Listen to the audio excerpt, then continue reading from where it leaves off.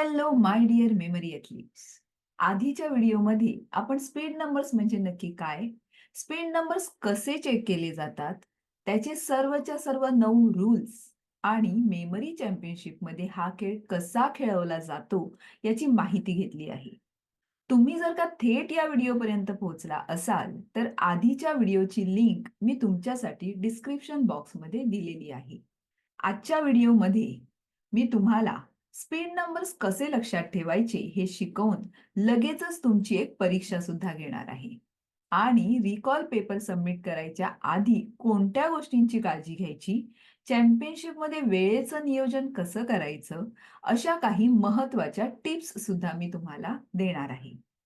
परंतु तत्पूर्वी मेमरी चॅम्पियनशिपमधील सर्वच्या सर्व 10 डिसिप्लिनची संपूर्ण माहिती जाणून घेण्यासाठी आता चॅनल सबस्क्राईब करून ठेवा. चला तर मग शिकूया अशी स्ट्रॅटेजी जी तुम्हाला मदत करेल स्पीड नंबर्स क्रमाने लक्षात ठेवण्यासाठी. ही स्लाइड पहा.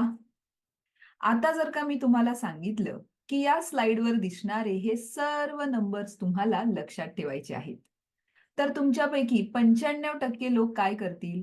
सरळ घोकंपट्टी करायला घेतील. एक एक नंबर 3-3, 4-4 वेळा बोलतील आणि कसाबसा डोक्यात कोंबायचा प्रयत्न करतील. परंतु तुम्ही मेमरी ॲथलीट आहात आणि त्यामुळे तुम्हाला स्मार्ट मेथड वापरून हे नंबर्स कसे लक्षात ठेवायचे ते आता मी शिकवणार आहे. स्पीड नंबर्स लक्षात ठेवण्यासाठी जनरली 2 स्मार्ट मेथड वापरल्या जातात. लिंकिंग मेथड आणि जर्नी मेथड. या दोन्ही मेथड्सचे डिटेल एक्सप्लेनेशन देणारे व्हिडिओ मी याआधीच पब्लिश केलेले आहेत. ते तुम्ही बघून घेतले असतीलच. पण नसल्यास दोन्ही व्हिडिओजच्या लिंक डिस्क्रिप्शन बॉक्समध्ये दिलेल्या आहेत. So let's begin. Numbers memorise करायला सुरुवात करण्याआधी पेन्सिलने अशा रीतीने 2-2 नंबर्स खाली रेष ओढून किंवा प्रत्येक 2 नंबर्स नंतर कॉमा देऊन 2-2 चे गट करावेत. गट आपण 2-2 चे केले कारण म्युझिकल विंडोजमध्ये प्रत्येक 2 आकडी नंबरसाठी आपण ऑब्जेक्ट्स रेडी ठेवले.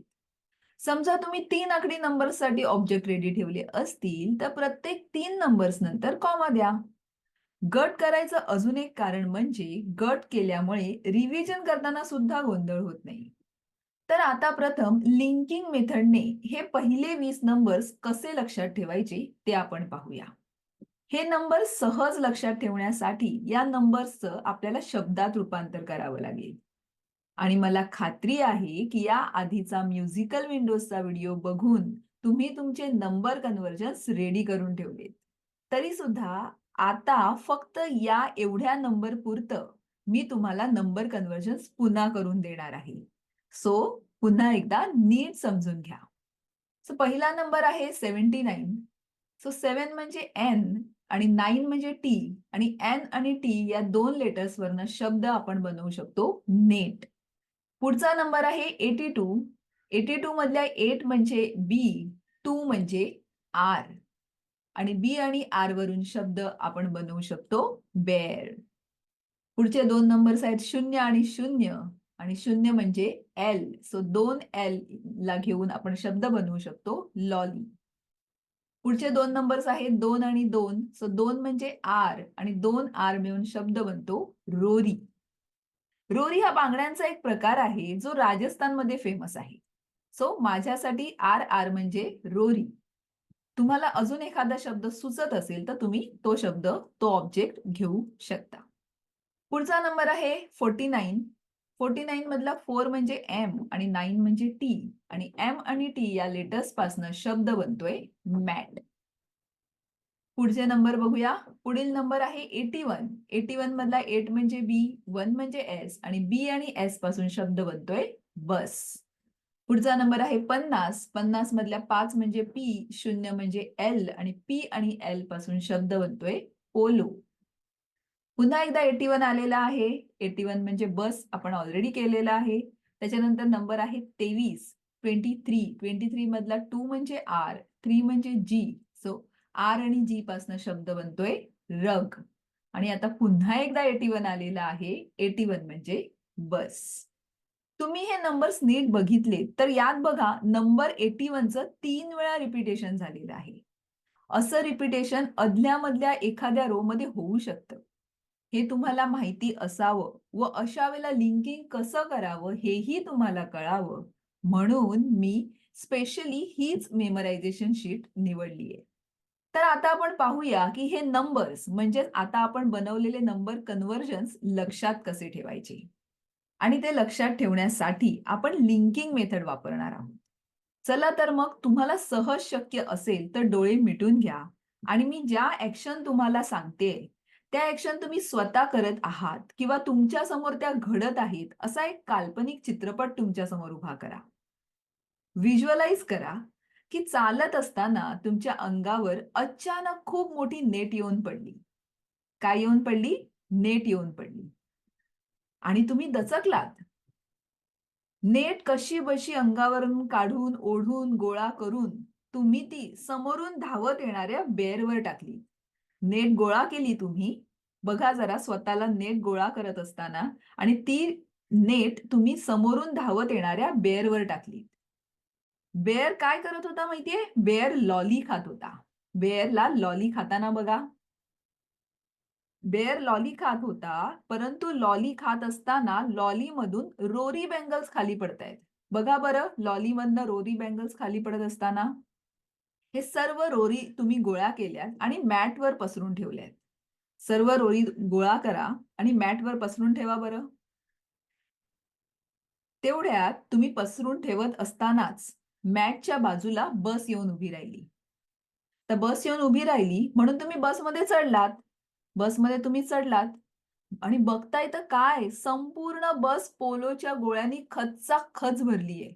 संपूर्ण बस पोलोच्या गोळ्यांनी खचाखच भरलेली बघा बरं. उभं राहायला सुद्धा जागा नाहीये.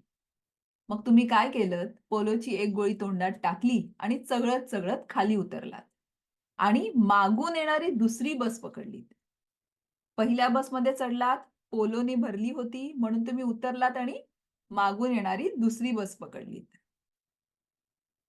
बसमध्ये जसं तुम्ही चढलात, दुसऱ्या बसमध्ये तुम्ही चढलात, तर तुम्ही बघितलं तर काय? बसमध्ये सीट ऐवजी रग अंथरलेत. सीट नाहीच आहेत, तर रग अंथरलेत. सगळे रग अंथरलेत. आता रगवर खाली मांडी घालून बसायला तुम्हाला मुळीच आवडत नाही. म्हणून तुम्ही पटकन खाली उतरलात. रगवर मांडी घालून बसायला आवडत नाही म्हणून तुम्ही पटकन खाली उतरलात आणि मागून येणाऱ्या तिसऱ्या बसमध्ये बसलात. आणि मागून येणाऱ्या तिसऱ्या बसमध्ये बसलात. स्वतःला तिसऱ्या बसमध्ये बसलेलं नीट बघून घ्या आणि हळू-हळू डोळे उघडा. हा चित्रपट तुम्ही किती मनापासून जीव ओतून व्हिज्युअलाइज केलाय, ते आता तुमचं तुम्हालाच लवकरच कळणार आहे. कारण आता मी घेणार आहे तुमची परीक्षा. पण त्याआधी संपूर्ण चित्रपटाची आपण एकदा उजळणी करून घेऊया. जेणेकरून ही शब्दांची साखळी जी आपण बनवली आहे ना, ती आपल्याला पक्की करता येईल. उजळणी करण्यासाठी मी तुम्हाला काही प्रश्न विचारणार आहे. तुम्हाला फक्त त्याची उत्तरं द्यायची आहेत. त्यासाठी तुम्हाला तुमचा चित्रपट पुन्हा एकदा नजरेसमोर आणायचा आहे. सांगा तर मग, तुम्ही चालत असताना अचानक तुमच्या समोर काय येऊन पडली? नेट. Very good. नेट गोळा करून कशीबशी अंगावरून ओढून काढून तुम्ही ती कोणाच्या अंगावर टाकली? येस, समोरून येणाऱ्या बेअरच्या अंगावर. बेअर काय खात होता? लॉली. Very good. लॉलीमधून काय खाली पडत होतं? रोरी. वेल डन. तर रोरी सर्व गोळा केल्या तुम्ही आणि कशावर पसरून ठेवल्यात? मॅटवरती. मॅटच्या बाजूला काय येऊन उभी राहिली? बस. Very good. तुम्ही बसमध्ये चढलात, तर बस कशाने खचाखच भरलेली होती? पोलोने. Well done. उभं राहायला जराही जागा नाही, त्याच्यामुळे तुम्ही कुठे गेलात? मागून येणाऱ्या दुसऱ्या बसमध्ये. दुसऱ्या बसमध्ये सीटऐवजी काय अंथरलं होतं? रग. मग मांडी घालून बसायला तुम्हाला आवडत नाही. बरोबर. म्हणून तुम्ही कुठे गेलात? मागून येणाऱ्या तिसऱ्या बसमध्ये. वेल डन. आता तुम्ही एक्झामसाठी पूर्णपणे तयार आहात. तर काय करा, पटकन व्हिडिओ पॉज करून एक वही पेन घेऊन या. 1 मिनिटाचा टायमर मी सेट करणार आहे आणि तुम्हाला तुमचा चित्रपट पुन्हा एकदा आठवून प्रत्येक शब्दाला डिकोड करून फक्त ते 20 नंबर्स तेवढे लिहून काढायचे आहेत. उदाहरणार्थ, चालताना अंगावर काय पडली होती? नेट. मग नेटला तुम्हाला डिकोड करायचं आहे. नेटमधलं एन म्हणजे 7, टी म्हणजे 9 आणि ई हा कनेक्टर आहे. तुम्हाला माहिती आहे AEIOUHY हे कनेक्टर्स आहेत. सो एन म्हणजे 7 आणि टी म्हणजे 9 म्हणजे तुमचा पहिला नंबर तुम्हाला मिळाला 79. नेट तुम्ही फेकलीत बेअरवरती. सो बेअरचा नंबर काय येणार आहे? बी म्हणजे 8. ए कनेक्टर आहेत आणि आर म्हणजे 2 म्हणजेच बेअर म्हणजे 82. बेअर काय खात होता? लॉली. लॉली मधलं ओ आणि वाय कनेक्टर्स आहेत आणि 2 एल म्हणजेच 00 आहेत. बरोबर? नेक्स्ट आहे रोरी. बरोबर आहे. लॉली मधनं रोरी बँगल्स पडत होत्या. येस. सो रोरी मधला आर आणि आर 2 2 22. नेक्स्ट वर्ड आहे मॅट. रोरी तुम्ही मॅट वरती पसरून ठेवली होती. बरोबर आहे. मॅट मधला एम म्हणजे 4, टी म्हणजे 9. So mat means 49. अशा रीतीने ऑब्जेक्ट आठवत त्याला डिकोड करत पुढे पुढे जात राहायचंय. आलं लक्षात? So all set. Your time starts नाव.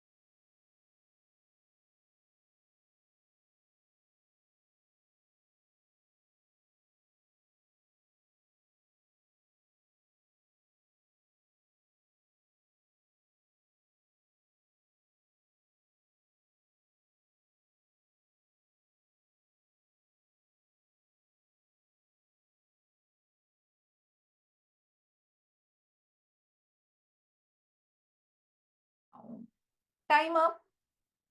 तर कसा होता अनुभव? मला खात्री आहे की कोणतीही घोकंपट्टी न करता 20च्या 20 नंबर्स तुम्हाला अगदी सहज आठवले असतील. कारण लिंकिंग मेथडमध्ये होतं काय, की पहिली लिंक आठवली, की त्याबरोबर जोडलेली दुसरी लिंक पटकन आठवते आणि दुसरी बरोबर तिसरी. बरोबर ना? आणि एकदा का लिंक आठवली, की तिला डिकोड करून नंबर लिहिण्यासाठी तुमच्याकडे चॅम्पियनशिपमध्ये 15 मिनिटाचा रिकॉल टाईम असतो. त्यामुळे आरामात तुम्हाला शब्द डिकोड करून नंबर लिहिता येतात. तर ही होती लिंकिंग मेथड. तसंच स्पीड नंबर लक्षात ठेवण्यासाठी जी दुसरी स्ट्रॅटेजी आहे ती म्हणजे जर्नी मेथड. जर्नी मेथडच्या एकेका लोकेशनवर 1 किंवा 2 शब्द ठेवून ते लक्षात ठेवायचे असतात. तुम्ही जर्नी मेथडचा व्हिडिओ सुद्धा मी आधी टाकलेला बघितला असेलच.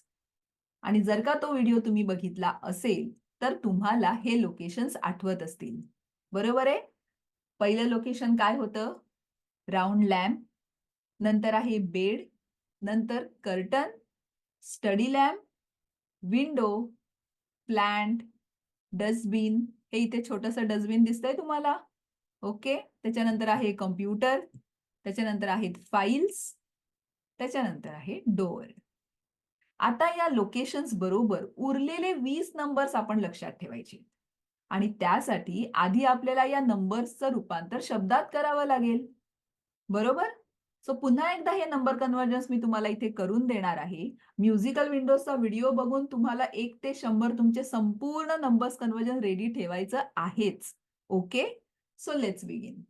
पहिला नंबर आहे 20. 20 मधलं 2 म्हणजे आर, 0 म्हणजे एल. आर आणि एल दोन्ही 2 लेटर मिळून शब्द बनतोय रेल.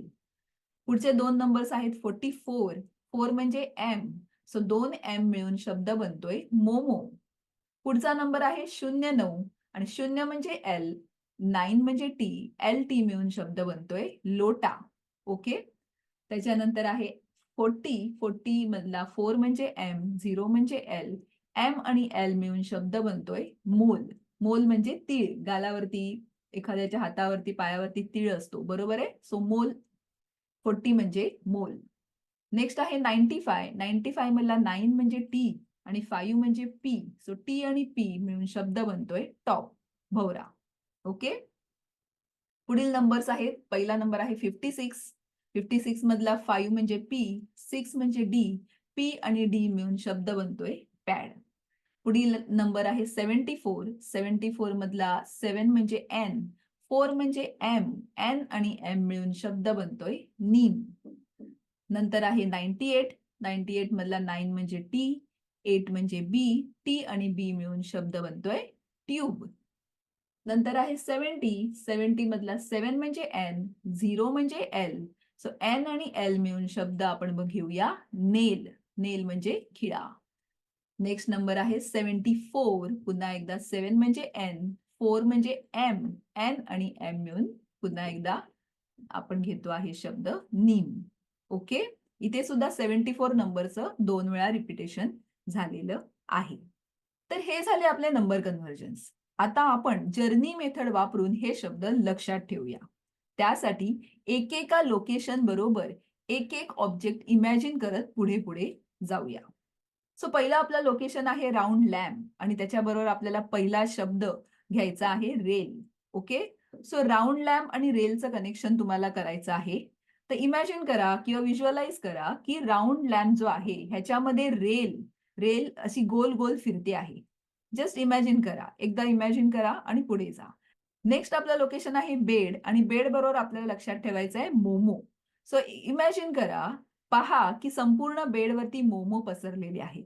मोमो पसरलेले बघा संपूर्ण बेडवरती. ओके.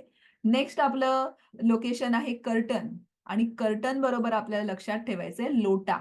त्या कर्टन वरती लोटाचं मोठं चित्र काढलेलं बघा जरा. लोट्याचं मोठं चित्र काढलेलं बघा. ओके. नेक्स्ट लोकेशन आहे स्टडी लॅम्प. हा छोटासा स्टडी लॅम्प दिसतोय तुम्हाला इथे? हा जो स्टडी लॅम्प आहे ह्याच्याबरोबर आपल्याला लक्षात ठेवायचंय मोल. ओके. सो लक्षात ठेवा की मोल या स्टडी लॅम्प वरती मोल आलेले आहेत. छोटे छोटे छोटे छोटे मोल आलेले आहेत स्टडी लॅम्पला. ओके. नेक्स्ट लोकेशन आहे आपलं विंडो. ही विंडो जी आहे, तर या विंडो बरोबर आपल्याला लक्षात ठेवायचंय टॉप. ओके. सो विंडो बरोबर टॉप कसं आपण लक्षात ठेवणार? तर इमॅजिन करा की विंडो ही तुम्ही उघडली आणि समोरच तुम्हाला एक मोठा टॉप दिसतोय. कलरफुल रेनबो कलरचा टॉप दिसतो आहे. ओके. येस. नेक्स्ट लोकेशन आहे प्लांट आणि प्लांट बरोबर तुम्हाला लक्षात ठेवायचंय पॅड. तर इमॅजिन करा की ह्या प्रत्येक पानाबरोबर एक पॅड चिकटलेला आहे. प्रत्येक पानाला एक पॅड चिकटलेला आहे. ओके. येस. नेक्स्ट लोकेशन आहे डस्टबिन आणि डस्टबिन बरोबर तुम्हाला लक्षात ठेवायचंय नीम. फक्त इमॅजिन करा की डस्टबिन नीमच्या पानाने पूर्णपणे काठोकाठ भरलेला आहे. ओके. येस. पुढे जाऊया. नेक्स्ट आहे कॉम्प्युटर आणि कॉम्प्युटर बरोबर आपल्याला लक्षात ठेवायचंय ट्यूब. सो इमॅजिन करा की या कॉम्प्युटरच्या तिन्ही साईडला ट्यूब आपण लावलेले आहेत. एक ट्यूब इकडे, एक ट्यूब इकडे, एक ट्यूब इकडे. अशा रीतीने तिन्ही साईडला आपण ट्यूब लावलेले आहेत असं फक्त इमॅजिन करा. आता नेक्स्ट लोकेशन आहे फाइल्स आणि फाइल्स बरोबर आपल्याला लक्षात ठेवायचंय नेल. ओके. सो इमॅजिन करा की फाईल तुम्ही उघडली आणि त्याच्यातून नेल्स बाहेर पडले. ओके. नेक्स्ट आणि लास्ट लोकेशन आहे डोअर आणि डोअर वरती आपल्याला लक्षात ठेवायचंय नीम. सो इमॅजिन करा की ह्या डोअरला आपण नीमच्या पानांनी सजवलंय. डोअरला कशाने सजवलंय? नीमच्या पानाने. ओके. सो अशा रीतीने पहिल्या रो मधील उरलेले 20 नंबर्स आपण जर्नी मेथडने लक्षात ठेवले. जसं जसं एक एक लोकेशन तुम्हाला आठवेल तसं तसं त्याबरोबर जोडलेला एक ऑब्जेक्ट तुम्हाला आठवत जाईल. आणि ऑब्जेक्ट आठवला की तो ऑब्जेक्ट डिकोड करून नंबर्स तुम्हाला लिहिता येतील. Just for the sake of revision एकदा आपण बघूया की राउंड लॅम्प मध्ये काय गोल गोल फिरत होतं? रेल. येस. बेडवरती काय पसरलेले होते? मोमो. नंतर कर्टन वरती कसलं चित्र काढलं होतं? लोटा. बरोबर. त्याच्यानंतर नेक्स्ट लोकेशन आहे स्टडी लॅम्प. स्टडी लॅम्पला काय आले होते? मोल. परफेक्ट. त्याच्यानंतर नेक्स्ट लोकेशन विंडो आणि विंडो आपण उघडली तेव्हा बाहेर आपल्याला रेनबो कलरचा काय दिसला होता? टॉप. परफेक्ट. प्लांटला काय चिकटले होते? प्लांटच्या प्रत्येक पानाला पॅड. Very good. नेक्स्ट आहे डस्टबिन. सो डस्टबिन आपण कशाने खचाखच भरला होता? नीमच्या पानांनी. कॉम्प्युटरच्या तिन्ही साईडला आपण काय लावले होते? ट्यूब. फाईल उघडली तेव्हा फाईल मधनं काय पडले? नेल्स. येस, वेल डन. त्याच्यानंतर डोर आहे. डोर आपण कशाने सजवलं? नीमच्या पानांनी, राइट? येस. सो अशा रीतीने जसे-जसे तुम्हाला लोकेशन दिसतील, तर लोकेशन बरोबर तुम्ही जे काही ऑब्जेक्ट कनेक्ट केले ते तुम्हाला सहज आठवत जाणार आहे. ओके? सो आता आपली रिव्हिजन ही करून झालेली आहे. तर आता मी 1 मिनिटाचा टायमर सेट करणार आहे. जी जर्नी आपण वापरली ती तुमच्या डोक्यात फिक्स नाहीये. त्यामुळे आतासाठी जर्नी लोकेशनची स्क्रीन मी तुमच्यासमोर ठेवणार आहे. सो पुढचे 20 नंबर्स डिकोड करून लिहिण्यासाठी तुम्ही तयार आहात? Very good. So your time starts now.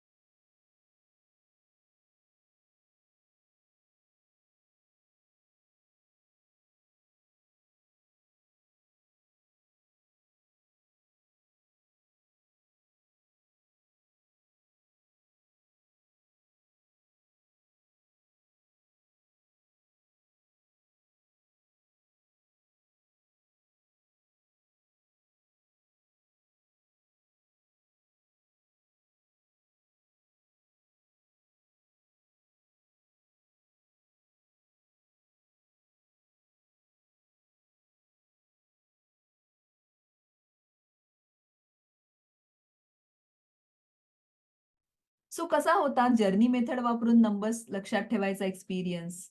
Linking मेथडपेक्षा जर्नी मेथड ईझी होती, बरोबर? एक लक्षात घ्या, की थोडासाच डेटा असेल, तर लिंकिंग मेथड वापरायला हरकत नाही.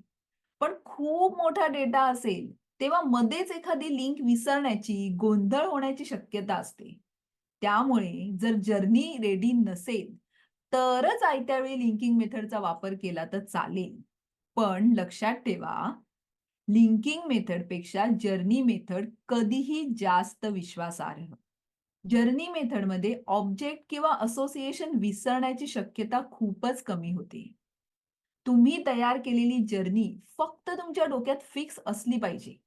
आणि जर्नी जर का एखाद्या चित्रपटासारखा तुमच्या डोळ्यासमोर दिसत असेल ना, तर असोसिएट करताना व रिकॉल करताना दोन्ही वेळेस प्रोसेस एकदम फास्ट होते व कुठेही वेळ सुद्धा फुकट जात नाही. तर नंबर्स कसे लक्षात ठेवायचे ते आता आपण डिटेलमध्ये शिकलो. नंबर कन्व्हर्जन्स आणि जर्नीज रेडी असतील तर नंबर्सची रास कितीही मोठी असू देत, नंबर्स लक्षात ठेवणं सोपं आहे. बरोबर? चला तर मग आता आपण लक्षात घेऊया, रिकॉल पेपर सबमिट करायच्या आधी कोणत्या गोष्टींची काळजी घ्यायची. त्यासाठी मी तुम्हाला काही प्रश्न विचारणार आहे. व्हिडिओ पॉज करून नीट विचार करून तुम्हाला त्यांची उत्तरं द्यायची आहेत. प्रश्न पहिला. समजा दिलेल्या मेमरायझेशनच्या कालावधीमध्ये तुम्ही पहिले 40 नंबर्स म्हणजेच पहिला संपूर्ण रो लक्षात ठेवू शकलात. परंतु रिकॉलच्या वेळेला लिहिताना तुम्हाला 36वा नंबर आठवत नाहीये. परंतु पुढील 4 नंबर्स मात्र नीट आठवत आहेत. तर अशा वेळेला रिकॉल पेपर सबमिट करण्याआधी तुम्ही काय कराल? आता इथे नीट लक्षात घ्या, लिहिलेल्या रो मध्ये जेव्हा तुम्ही एक बॉक्स रिकामी ठेवता, तेव्हा तुमचे 50% मार्क कापले जातात. आधीच्या व्हिडिओमध्ये आपण नीट समजून घेतलेलं आहे, की any blank is considered as a mistake. रिकामा बॉक्स म्हणजेच एक चूक मानली जाते. म्हणजेच जेव्हा तुम्ही 36वा बॉक्स रिकामी ठेवता, तेव्हा 50% मार्क्स कमी होऊन तुम्हाला 20च मार्क मिळणार. परंतु शेवटच्या रोमध्ये असलेले रिकामी बॉक्स मात्र चूक मानले जात नाहीत. हा नियम आपण आधी पाहिलेला आहे.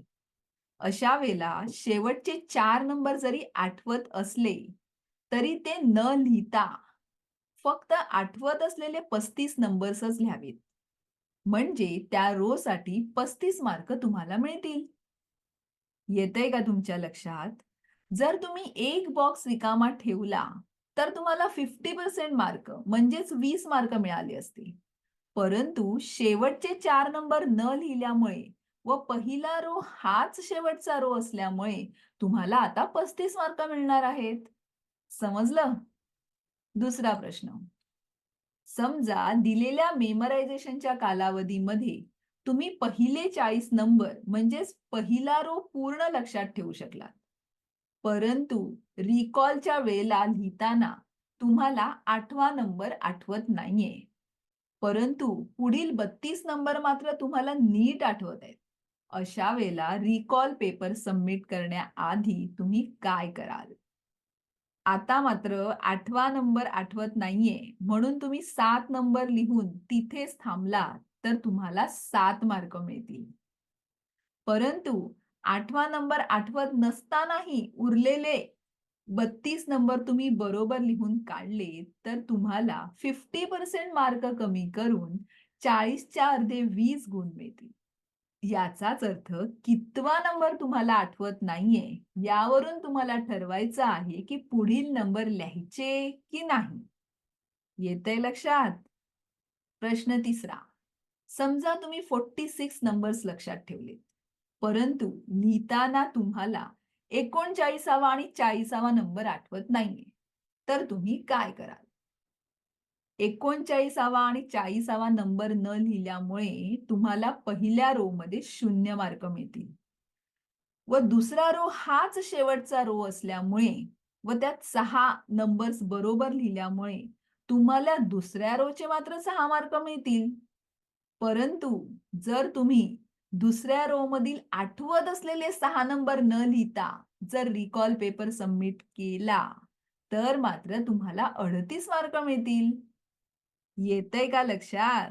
इथे दुसरा रो न लिहिल्यामुळे पहिला रो हा शेवटचा रो ठरला आणि त्यामुळे लिहिलेल्या 38 नंबर्सचे 38 मार्क तुम्हाला मिळाले.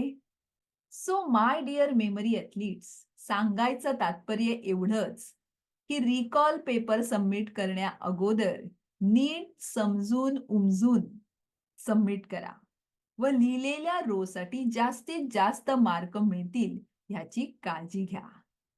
केवळ नंबर्स लक्षात आहेत म्हणून लिहू नका, तर मार्क किती मिळणार आहेत याचा हिशोब करा व मगच ठरवा किती लिहायचं आणि कुठे थांबायचं ते. चला तर मग आता आपण पाहूया चॅम्पियनशिपमध्ये तुम्हाला दिलेल्या मेमरायझेशन टाईममध्ये वेळेचं नियोजन कसं करायचं. चॅम्पियनशिप नॅशनल असो, इंटरनॅशनल असो किंवा वर्ल्ड असो, स्पीड नंबर्स लक्षात ठेवण्यासाठी तुम्हाला 5 मिनिटाचा कालावधी दिलेला असतो. ती संपूर्ण 5 मिनिटे केवळ मेमराईज न करता रिव्हिजनचा एक अटेम्प्ट करणं खूप गरजेचं आहे. कारण कधी-कधी मेमराईज करताना आपल्या लक्षात येत नाही, परंतु एखादं कनेक्शन नीट झालेलं नसतं आणि त्यामुळे रिकॉलच्या वेळेला ब्लँक व्हायला होतं. आणि तुम्हाला माहितीच आहे, एक जरी नंबर विसरला तरी 50% मार्क्स कमी होणार आहेत. त्यामुळे रिव्हिजन करणं खूप गरजेचं आहे. सुरुवातीला आपण जेव्हा लिंकिंग मेथडने 20 नंबर लक्षात ठेवले, तेव्हा सुद्धा आपण रिव्हिजन केलं होतं. आपण जर्नी मेथडने 20 नंबर्स लक्षात ठेवले, तेव्हा सुद्धा आपण रिव्हिजन केलं होतं. बरोबर? अर्थातच कितव्या मिनिटानंतर रिव्हिजन करावं हे व्यक्तिसापेक्ष आहे. घरी टायमर लावून जेव्हा तुम्ही प्रॅक्टिस करता, तेव्हा तुम्हाला तुमच्या स्वतःच्या स्पीडचा अंदाज येतो आणि त्याप्रमाणे कितव्या मिनिटाला रिव्हिजन करावं हे तुम्ही स्वतःपुरता ठरवू शकता. आणि रिव्हिजन करताना तुम्हाला प्रत्येक 2 डिजिट नंतर काढलेल्या कॉमामुळे किंवा नंबर खाली काढलेल्या रेषेमुळे कुठेही कन्फ्युजन सुद्धा होत नाही. लक्षात ठेवा, कॉमा किंवा रेषा काढण्यासाठी वेगळा टाइम काढायची गरज नाहीये. तर प्रत्येक नंबरसाठीचं रेषा किंवा कॉमाचं मार्किंग, नंबर कन्व्हर्जन आणि जर्नी बरोबर ऑब्जेक्टचं लिंकिंग या तिन्ही गोष्टी एकाच वेळी करायच्या आहेत. म्हणजे तुम्ही म्हणाल, आधी मी पहिल्या 2 रोजचं 2-2 डिजिट्सचं मार्किंग करून घेईन. मग मी ऑब्जेक्ट कन्व्हर्जन करेन आणि नंतर शेवटला जर्नी बरोबर असोसिएट करेन. तर ही स्ट्रॅटेजी अत्यंत चुकीची आहे. वेळ वाचवायचा असेल तर या तिन्ही गोष्टी एकाच वेळी करायच्या आहेत. येतंय लक्षात? तर अशा रीतीने दिलेल्या 5 मिनिटातील एकही सेकंड फुकट न घालवता जास्तीत जास्त नंबर्स लक्षात ठेवायचा प्रयत्न करायचा आहे. All the very best. तर या व्हिडिओमध्ये आज आपण इथेच थांबूया. लिंकिंग मेथड आणि जर्नी मेथडचे डिटेल व्हिडिओज बघण्यासाठी डिस्क्रिप्शन बॉक्स चेक करा. तसंच म्युझिकल विंडोजच्या व्हिडिओचं सुद्धा डिस्क्रिप्शन बॉक्समध्ये लिंक मी दिलेली आहे. तिन्ही व्हिडिओ नीट समजून घेऊन स्पीड नंबर्सचं मेमरायझेशनची प्रॅक्टिस सुरू करा. काही शंका असल्यास कमेंट बॉक्समध्ये लिहून कळवा. तुम्हाला तुमच्या प्रश्नाचं उत्तर नक्कीच दिलं जाईल. तर मग आजचा व्हिडिओ तुम्ही लाईक केलात का? Thank you. आणि पुढचा व्हिडिओ रिलीज झाल्या-झाल्या तुमच्यापर्यंत पोहोचण्यासाठी चॅनल सबस्क्राईब करून बेल आयकॉनवर क्लिक सुद्धा करून ठेवा. आणि तुमच्यासारखंच काहीतरी भन्नाट करू इच्छिणाऱ्या तुमच्या ओळखीच्या मंडळींमध्ये हा व्हिडिओ शेअर सुद्धा नक्की करा. तर लवकरच भेटूया पुढील व्हिडिओमध्ये. कारण तुम्ही आहात मेमरी ॲथलीट आणि तुम्हाला बनायचंय मेमरी चॅम्पियन.